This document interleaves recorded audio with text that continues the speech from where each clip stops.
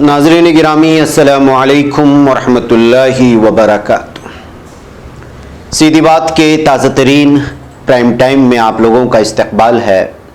नाज़रीन मैं अंसार अजीज़ नदवी इस वक्त के ताज़ा तरीन प्राइम टाइम में आप लोगों के सामने कुछ अहम तरीन ख़बरें और उस पर तबसरा, कुछ वायरल तस्वीरें और उसके हवाले से तबसरे लेकर के हाजिर हुआ हूँ। सबसे पहले मैं आपको बताऊँगा कि मोहन भागवत जो आरएसएस के चीफ हैं वो हिंदुस्तानी मुसलमानों की तारीफ़ कर रहे हैं। एक पत्रिका में बात करते हुए विवेक नामी में उसकी सारी तफसीलात आपको सुनाता हूँ। इसके अलावा अज़रबैजान और आर्मेनिया के दरमियान में जंग बंदी पर इस वक्त मुज़ाकरात चल रहे हैं। जंग बंदी हो चुकी है, लेकिन तुर्क साख्ता ड्रोन्स ने किस तरह से अलग अलग अंदाज में रशिया के मिसाइल को गिराया है, वो खबरें आ रही हैं, वो भी मैं आपको बताऊँगा। और 2 करोड़ रुपए का इंश्योरेंस पाने के लिए किस तरह एक शख्स खुद को महलूक बताने की कोशिश की है, हरियाणा से खबरें आ रही हैं। अलीगढ़ के इलाके के पास एक वारदात पेश आई, हादसा पेश आया बस का, जो जिसमें अफसर बहुत सारे मुसाफिरों के हलाक होने की खबरें आ रही हैं। यूपी में मुग़ल दौर की मुक़द्दसात की किस तरह से बेहुरमती हो रही है, आसार क़दीमा को मिटाने की कोशिशें हो रही हैं। बांग्लादेश के रोहिंग्या पनागुज़ीन कैंपों में गैंग वार की खबरें आ रही हैं, जिसमें 8 लोगों की मौत की भी खबर आ रही है और हज़ारों लोग भागने पर मजबूर हैं। ये खबरें आ रही हैं सऊदी अरब के खजूर की दरख्तों का जो दुनिया के सबसे बड़ा बाग है गिनीज बुक में शामिल हुआ है। वो सारी तफसीलात रखूँ उससे पहले आप लोगों से दरख्वास्त है कि जिन अहबाब ने हमारे चैनल को सब्सक्राइब नहीं किया है वे सब्सक्राइब कर लें। हमारी वीडियोस को दूसरों तक पहुँचाने में हमारी मदद करें, लिंक को शेयर करें। इदारे को मजबूत करना आप में से हर एक की जिम्मेदारी है ताकि आपका ये इदारा बहुस्न खूबी आप लोगों की खिदमत अंजाम देता रहे। बहरकैफ नाज़रीन, आइए सबसे पहले बात कर ही लेते हैं एक ऐसे शख्स की जो हमेशा से जिस तंजीम के बारे में, जिनसे मुंसलिक अराकीन के बारे में, कारकुन में मुसलमानों की तय हमेशा दुश्मनी होने की बात करते हैं, असबियत होने की बात होती है। लेकिन अब विवेक पत्रिका अगर आप पढ़ेंगे जो मुंबई से शाये होते हैं, उसमें एक ताज़ा जो इंटरव्यू छपा है आरएसएस के संचालक, सरसंघ संचालक चीफ मोहन भागवत ने मुसलमानों की तारीफ की है। जी हाँ, उसी का कुछ खुलासा मैं आप लोगों के सामने रखते हुए फिर आगे बढ़ने की कोशिश करता हूं। मोहन भागवत ने हिंदी विवेक पत्रिका को इंटरव्यू के दौरान हिंदुस्तानी मुसलमानों पर खुलकर बात की। मोहन भागवत ने कहा कि हिंदुस्तान के मुसलमान दुनिया के सबसे ज्यादा इत्मीनान बख्श यानी मुतमईन मुसलमान हैं। पाकिस्तान की मिसाल देते हुए उन्होंने कहा कि किसी और मजहब के लोगों ने पाकिस्तान में किसी भी तरह की आज़ादी नहीं दी है। पाकिस्तान में सिर्फ मजहब इस्लाम की पैरवी करने का दबाव है, जबकि हिंदुस्तान में ऐसा नहीं है। अब ये इनके मुताबिक है कि पाकिस्तान में क्या इस तरह की आज़ादी दी गई है, नहीं दी गई, ये ज़मीनी सतह की बात है। शायद इनके इल्म में है कि वहाँ पर सिर्फ मजहब इस्लाम को ही आगे बढ़ाया जाता है। बहरकैफ उन्होंने कहा कि हिंदुस्तान में तमाम मज़ाहिब को एक ही नज़रिए के साथ देखा जाता है और वक्त के साथ हिंदुस्तान में तमाम मज़ाहिब के लोग एक साथ खड़े होते हैं। मोहन जी भागवत ने कहा कि जुनूनियत और अलहदगी पसंदगी सिर्फ उन लोगों में फैलती है जिनके अपने मफादात मुतासिर होते हैं। संघ के सरबराह का यह भी कहना था कि दुनिया में एक ही मिसाल मौजूद है जहां गैर मुल्की मजहब जो किसी मुल्क के लोगों पर हुक्मरानी करता है, और वो अब भी मौजूद है। ये कहीं भी नहीं है, लेकिन हिंदुस्तान ऐसा ही एक मुल्क है, जबकि पाकिस्तान खुद को एक मुकम्मल मुस्लिम कौम बना दिया है और दूसरे मजहब के लोगों को कोई हक नहीं देता है। ये मोहन भागवत का मानना है। उन्होंने कहा कि मुल्क आज़ाद होने के बाद जो आइन बनाया गया था उसमें सबको मसावी हुकूक दिए गए थे। हिंदुस्तान के आइन में कहीं भी नहीं लिखा गया है कि यहाँ सिर्फ हिंदू ही रह सकते हैं या मुल्क में सिर्फ हिंदुओं की बात सुनी जा सकती है या हिंदुओं को हिंदुस्तान में रहने के लिए अव्वलियत को कबूल करना होगा। हमारे यहाँ हर एक के लिए एक जगह है, यह हमारी कौम की फितरत है और इस फितरी फितरत को हिंदू कहा जाता है। संघ के सरबराह ने कहा कि हिंदुओं का इससे कोई सरोकार नहीं कि कौन पूजा कर रहा है और कौन नहीं, लेकिन कौन तरक्की पजीर शख्स होना चाहिए और एक ही धागे में मुत्तहिद हो सकता है। मोहन जी भागवत ने यह भी कहा कि अयोध्या में राम मंदिर की तामीर न सिर्फ रिवायती मकासद के लिए की जा रही है, बल्कि मंदिर कौमी अक़दार और किरदार की अलामत है। हमारे मिसाली लॉर्ड श्री राम के हैकल को मिस्मार करने से हम मिस्मार हो गए और हमें जलील ख्वार किया गया। इसी वजह से मुल्क का हिंदू माशरे कई सालों से मंदिरों की तामीर नो करना चाहता था।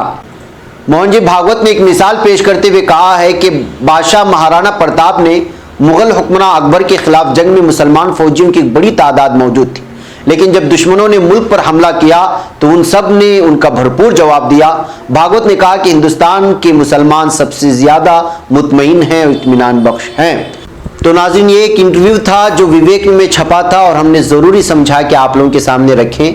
अभी तक ये आम नहीं हुआ है, बस उस खबर पर हमारी नज़र पड़ी तो हमने सोचा कि प्राइम टाइम में आप लोगों के सामने रखें। अब इस को लिया जाएगा और मेन स्ट्रीम मीडिया में भी लाया जाएगा, उस पर अलग अलग बहस होंगे, जबकि बहस शुरू हो चुकी है। अब सवाल ये होता है कि अचानक मोहन भागवत को मुसलमानों की तारीफ क्यों करनी पड़ी और पाकिस्तान के हवाले से हिंदुस्तानी मुसलमानों की तारीफ क्यों करनी पड़ी, जबकि वहाँ के मुसलमानों को इस्लाम पर गलबा के बाद बता रहे हैं और यहाँ की मुसलमानों को इत्मीनान बख्श मुसलमान बता रहे हैं और एक अलग ही नज़रिए से देखने की भी कोशिश कर रहे हैं। और ये भी साफ तौर पर कह रहे हैं कि हिंदुस्तान में रहना हो तो हिंदुओं की सुपेरिटी को, यानी कि जो है उनकी अव्वलियत को कबूल करना ये भी ज़रूरी नहीं है। जबकि अलग अलग किस्म के जो है बहसें इस बात को लेकर के सामने आई हैं और आरएसएस का शबी मुसलमानों को लेकर के जो है और मोहन भागवत की शबी मुसलमानों को लेकर के जो है और इससे जुड़ी बीजेपी पार्टी की जो शबी मुसलमानों के लिए तासुब को लेकर के जो है वो तमाम लोगों के सामने अज़हर मिन शम्स है, यानी सूरज की तरह पूरी तरह वाज़े है।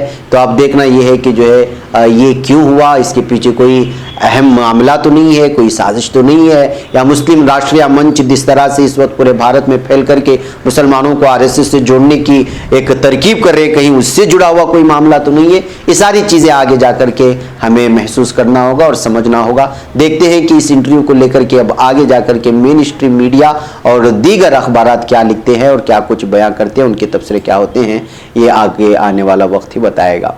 बहरकैफ नाज़रीन, आइए अगली खबर की जानिब बढ़ते हैं और बात करते हैं आर्मेनिया और अज़रबैजान की। जी हाँ, आर्मेनिया और अज़रबैजान कई दिन से मुतनाज़े इलाके नागोर्नो काराबाख पर कंट्रोल के लिए जारी जंग रोकने पर आमादा हो गए हैं। दोनों ममालिक में जंगबंदी का आगाज़ हफ्ते की दोपहर से हो रहा है। जंगबंदी के हवाले से रूस के वज़ीर ख़ारिजा सरगई लारोफ ने हफ्ते की सुबह ऐलान किया। क़ब्ल अज़ आर्मेनिया और अज़रबैजान के वज़ीर ख़ारिजा के दरमियान मास्को में 10 घंटे तक तवील मुज़ाकरात हुए। दोनों ममालिक में होने वाले मुआहदे में कहा गया है कि जंगबंदी के दौरान कैदियों का तबादला किया जाएगा, जबकि हलाक होने वाले फौजियों या दीगर अफराद की लाशें उठाने की इजाज़त होगी। रूस के वज़ीर ख़ारिजा सरगई लारोफ ने कहा है कि जंगबंदी मजीद मुज़ाकरात की राह हमवार करने के लिए होनी चाहिए ताकि इस तनाज़े का मुस्तकिल हल हो सके। वाज़ेह है कि आर्मेनिया और अज़रबैजान में 2 हफ्तों से ज़ायद जंग जारी थी। रूस के सदर व्लादिमीर पुतिन ने दोनों ममालिक के वज़राए ख़ारिजा को बातचीत के लिए मास्को मदऊ किया था, जिसके बाद जंग बंदी मुमकिन हो सकी है। अक़वाम मुत्तहिदा की इंसानी हकूक़ मिशेल बाचले ने जुमा को फ़रीक़ैन से नागोर्नो काराबाख में फौरी जंग बंदी का मुतालबा किया था, क्योंकि जंग से बड़े पैमाने पर आम शहरियों की हलाकतें हुई थी। मिशेल बाचले ने एक बयान में कहा था कि इंतहाई तशवीशनाक अमर है कि हालिया दिनों में गंजान आबाद इलाकों को मुबैना तौर पर निशाना बनाया गया, जबकि मुतनाज़ा इलाके में भारी तोपखाना इस्तेमाल किया जा रहा है। अक़वाम मुत्तहिदा की इंसानी हकूक़ के दफ्तर का कहना है कि जंगज़दा मुतनाज़ा इलाके से मौसूल होने वाली गैर मुसद्दिक़ा रिपोर्ट से वाज़ेह होता है कि 50 से ज़ायद आम शहरी हलाक हो चुके हैं, जिनमें बच्चे भी शामिल हैं। ख्याल रहे कि आर्मेनिया और अज़रबैजान में नागोर्नो काराबाख के मुतनाज़े इलाके पर कंट्रोल के लिए 27 सितंबर को जंग का आगाज़ हुआ था।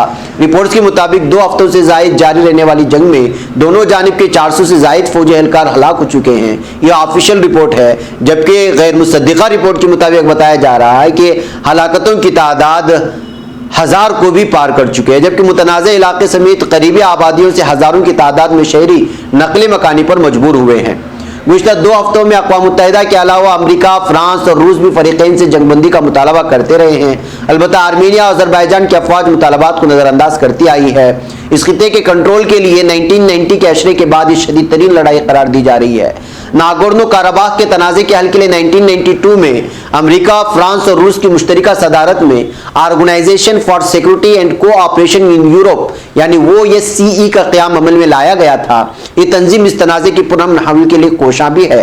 वाज़ेह है कि इस मुतनाज़े इलाके में आर्मेनियन नज़ाद शहरियों की बड़ी तादाद आबाद है, जिसको काबिज आर्मेनियन कहा जाता है, यानी कि अज़रबैजान के इलाके में आर्मेनिया के लोगों ने कब्जा किया है, ये माना जाता है।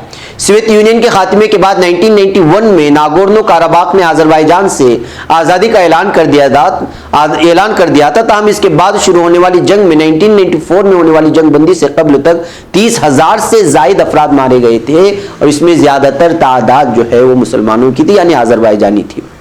नाज़रीन, अब अजरबैजान ने आर्मेनिया को घुटने टेकने पर मजबूर किया है और दोनों जंग जो लगातार मुज़ाकरात के लिए आर्मेनिया तैयार नहीं था और लगातार उसके नौजवान भी मर रहे थे, हलाक हो रहे थे। इस दरमियान में बहुत सारे अलग अलग किस्म की तफसीलात भी निकल करके सामने आई हैं कि किस तरह तुर्की के जो हथियारात थे, जो मिसाइल को ख़त्म करने वाली जो टेक्नोलॉजी थी, वो जो है किस तरह काम आई। जी हाँ, तुर्क साख्ता ड्रोन्स ने शाम, लीबिया और अजरबैजान में कई रूसी साख्ता एयर डिफेंस सिस्टम तबाह कर दिए हैं। पेटेंसर्स और अब ये 300 OS और ये सारी चीज़ों को उन्होंने, तुर्की ने जो ड्रोन टेक्नोलॉजी है वो यहाँ काम आई और दुनिया की सुपर ताकतें समझी जाने वाली रियासतों को पीछे छोड़ दिया है ड्रोन के टेक्नोलॉजी ने। अजरबैजान फौज ने आर्मेनिया की ज़ेर इस्तेमाल रूसी साख्ता 2 S-300 एयर डिफेंस सिस्टम तबाह कर दिए और इस बात का ऐलान इल्हाम अलीयव जो सदर अजरबैजान हैं उन्होंने यहाँ पर ऑफिशियली बयान देते हुए एक प्रेस कॉन्फ्रेंस करते हुए लोगों के सामने तफसीलात रखी थी।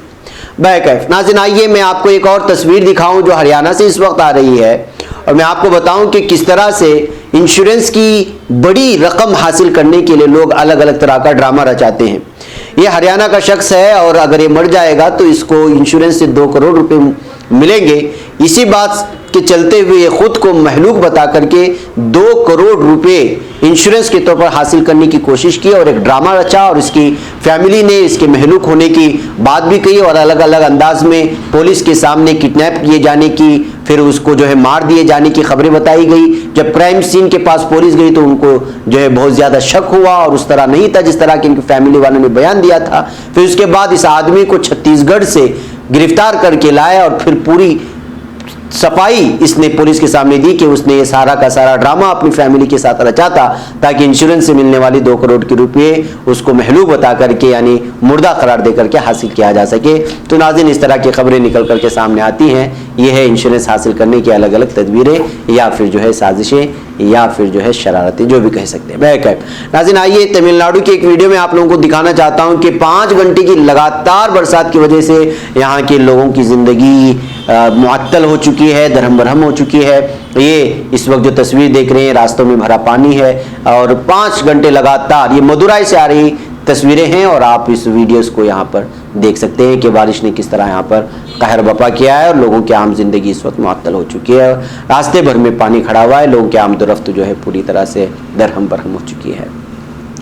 नाज़रीन, आइए अलीगढ़ से कुछ तस्वीरें आ रही हैं। यहाँ पर 3 अफराद के हलाक होने की खबरें आ रही हैं कि अलीगढ़ के करीब टप्पल नामी एक एरिया के करीब एक बस जो है हादसे का शिकार हो गई जिसमें 45 से ज़ायद मुसाफिर सवार थे और उसके बाद जो है इसमें 3 अफराद के हलाक होने की खबरें आ रही हैं जबकि 5 अफराद सख्त नाजुक हालत में है। बकिया लोगों को जो है मामूली जख्मी हुए हैं, ये खबर आ रही है। और ये बस दिल्ली से कानपुर से दिल्ली जा रही थी, इसी दरमियान में ये हादसा पेश आया है। नाज़रीन, आइए इस वक्त हम बात करते हैं रोहिंग्या पनाहगुज़ीन कैंपों की, जहां पर इस वक्त एक वार होने की वजह से 8 लोगों की हलाकत की खबरें आ रही हैं। जी हाँ, जनूबी बांग्लादेश में रोहिंग्या पनाहगुज़ीन कैंपों में हथियारबंद मुजरिमाना ग्रोहों के दरमियान गुज़िश्ता रोज़ गैंग वार हुआ जिसमें अब तक 8 लोगों की मौत की खबर है, जबकि वाक़े के बाद हज़ारों लोगों को भागने पर मजबूर होना पड़ा। पुलिस और इंसानियत नवाज कारकुनान ने इसकी इत्तला दी है।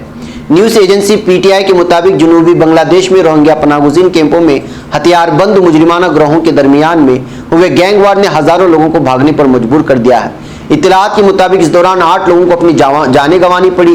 हुक्काम ने गोलाबारी, आगजनी और अगवा के वाक़यात के बाद 12 लोगों को गिरफ्तार भी किया है। बताया जा रहा है कि बालातरी की इस लड़ाई के पेश नज़र इन ग्रुपों में झड़प देखने को मिली। जहां ये वाक़या पेश आया वो दुनिया का सबसे बड़ा पनाहगुज़ीन कैंप है, इनमें 1 लाख से ज़्यादा लोग रहते हैं। न्यूज़ एजेंसी राइटर्स के मुताबिक काकस बाजार के पास शहर में तैनात एडिशनल पुलिस सुपरिटेंडेंट रफीकुल इस्लाम ने फ़ोन पर बताया कि वहाँ कशीदगी की सूरत हाल बरकरार है। उन्होंने ये भी बताया कि 2 ग्रुप बालातरी के लिए लड़ाई लड़ रहे हैं। रिपोर्ट के मुताबिक माना जा रहा है कि वो इंसानी स्मगलिंग और ड्रग्स स्मगलिंग में मुलव्वस हो सकते हैं। इलाका ड्रग्स की स्मगलिंग के लिए जाना जाता है जो म्यांमार से मुत्तसिल है। नाज़रीन, याद रहे कि म्यांमार की सरहद से मुत्तसिल इलाके के पूरे पहाड़ी खित्ते पर बांस और टीन से आरिज़ी पनाहगाहें बनाई गई हैं। तकरीबन 6000 एकड़ अराजी पर 30 क्लस्टरों पर मुश्तमिल पनाहगुज़ीन कैंप में उनका गुजर बसर हो रहा है। रोहिंग्या पनाहगुज़ीनों के कैंप कोकस बाजार सिटी से 40 किलोमीटर के फासले पर पहाड़ी जंगली अराजी पर वाक़ है, जो कभी हाथियों और जंगली जानवरों का बसेरा था। पूरा कैंप का इलाका नीले और हरे टीन की छत, बांस और तिरपाल की शीट घरा हुआ है और कैंप के अंदर जाने के लिए चारों तरफ कच्ची सड़कें हैं। तो आप अंदाज़ा लगा सकते हैं कि इतनी बड़ी तादाद में जब लोग कैंपों में रह रहे हैं तो यहाँ पर किस तरह जराइम भी पनप रहे हैं और इस पर बढ़तरी हासिल करने के लिए माफिया ग्रोहों को भी इस वक्त यहाँ पनप रही है, जो वाकई में बहुत ही तशवीशनाक हाल है कि सज़ा के तौर पर हम इसको महसूस कर सकते हैं कि एक शख्स का बेघर हो जाना, एक मुल्क से दूसरे मुल्क निकाल दिए जाना, या अल्लाह ताला की जानिब से भी जो है एक किस्म का इम्तिहान हो सकता है, आजमाइश हो सकती है। इस तरह की इम्तिहान की घड़ी में, आजमाइशों में भी अगर ये अफराद इस तरह के जराइम में मुलवस हों और गलत कामों में मुलवस हो तो फिर आप अंदाज़ा लगा सकते हैं कि जो है हम किस तरफ जा रहे हैं, और अल्लाह की जानिब से आजमाइशों को संजीदगी से ना लेते हुए एक मरतबा फिर उसके गुस्से को हासिल करने की जानिब बढ़ रहे हैं। ये हम तमाम लोगों के लिए तशवीशनाक अम्र के साथ साथ जो है बहुत ही संजीदगी से सोचने वाला मरहला भी है। नाज़रीन, आइए एक और अहम तरीन खबर की जानिब आपको ले चलता हूँ, फिर आपसे इजाज़त लूँ कि यूपी में मुग़ल दौर के आसार क़दीमा को सख्त ख़तरात लाहक हो गए हैं। ख़ासतौर से मजहबी नौइयत की तारीख़ी यादगारों पर लैंड माफियाओं के कब्ज़े के वाक़यात में तेज़ी से इजाफा हो रहा है। इसकी ताज़ा मिसाल इलाहाबाद की तारीख़ी छोटी करबला की है, जिसकी 75% से ज़्यादा ज़मीन पर गैर कानूनी कब्ज़ा हो चुका है। इस करबला में मुग़ल दौर के तारीख़ी मकबरों के अलावा बुजुर्गान दीन के मज़ारात भी मौजूद हैं, ये दावा किया जाता है, लेकिन अभी तारीख़ी निशानात रफ्ता रफ्ता मिटते जा रहे हैं। इलाहाबाद कई सदियों तक मुग़ल सल्तनत का सूबा रहा है, इसी वजह से यहाँ मुग़ल दौर के तारीख़ी आज़ार जगह जगह पाए जाते हैं। उन्हें तारीख़ी मकामात में से एक छोटी करबला भी है। एक करबला भले ही नाम से छोटी लग रही हो, लेकिन माजी में वसीवारिस रकबे की वजह से छोटी करबला को एक ख़ास मकाम हासिल था। इस करबला में मुग़ल दौर के कई अहम मकबरों के अलावा तारीख़ एतबार के कदीम कब्रगाहें और रोज़े आज भी मौजूद हैं, लेकिन अब छोटी करबला की बेशतर आराजी पर माफियाओं ने अपना कब्जा जमा लिया है। छोटी करबला के मुंतज़मीन और कब्रस्तान इंतज़ामिया कमेटी के अफराद इस तारीख़ी वर्से को बचाने की अपनी आखिरी कोशिश में लगे हुए हैं। इस छोटी करबला के मुतवल्ली मिर्ज़ा मुर्तज़ा हुसैन का मानना है कि छोटी करबला में पहले बेघर मजदूरों या शरपसंद अनासिर के जरिए किसी एक हिस्से पर मनसूबाबंद तरीके से आरिज़ी कब्जा कराया जाता है, जो बाद में एक मुस्तकिल कब्जे की शक्ल इख्तियार कर लेता है। मुर्तज़ा हुसैन का यह भी मानना है कि इस मामले में शिया वक्फ बोर्ड और मकामी इंतज़ामिया का किरदार शुरू से ही मशकूक रहा है। मुर्तज़ा हुसैन का यह भी मानना है कि ऐसा नहीं कि छोटी करबला को लैंड माफियाओं की चुंगल से छड़ाने की कोशिश नहीं की गई, लेकिन असल मामला यह है कि जो है इस मामले में कोई संजीदगी से लेता नहीं है और इसको ऐसे छोड़ दिया जाता है। इसी तरह एक एक करके इस वक्त जो वफ़ के ज़ेर इंतज़ाम में मुसलमानों के ज़ेर कब्ज़ा या उनके लिए जो ज़ेर इस्तेमाल में आने वाली ज़मीन होती है वो इस वक्त ऐसे लोगों के ज़ेर कब्ज़ा या ज़ेर इस्तेमाल आ जाती हैं जिनका ताल्लुक़ जो है ईमान और धर्म से होता है, और लगातार माफिया इस पर जो है इस्तेमाल करने लग जाते हैं। नाज़रीन, सिर्फ इलाहाबाद की स्टोरी नहीं है, वहीं का मामला नहीं है, तो रियासत के भारत के हर रियासत के हर वक्फ बोर्ड के मातहत में आने वाले हर ज़मीन की जो ये हालात हैं कि कहीं कुछ लोग कब्जा किए हुए हैं, कहीं वक्फ बोर्ड में मौजूद जो है उनके जिम्मेदारान सही नहीं होते, और अंदरूनी सतह पर जो कुछ भी होता है हम तमाम लोगों के सामने है। बैकअप नाज़रीन, मुझे यहाँ पर इजाज़त दें, इंशाल्लाह फिर मुलाकात होगी शाम में कुछ और अहम तरीन खबरों के साथ। तो अस्सलामु अलैकुम व रहमतुल्लाहि व बरकातहू।